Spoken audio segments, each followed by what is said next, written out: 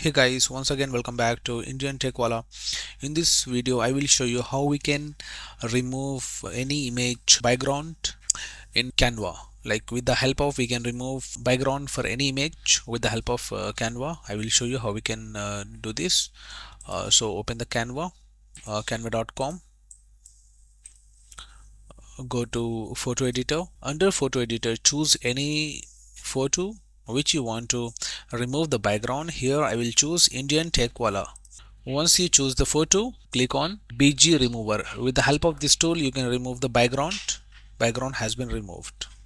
But I just want to remove the background, the outline, the border background I just want to remove. Okay. I don't want to remove the inside background. So what you can do here, just double click and click on restore and take this brush size, increase, and here fill the like this. Okay, so your original color will be filled here like this.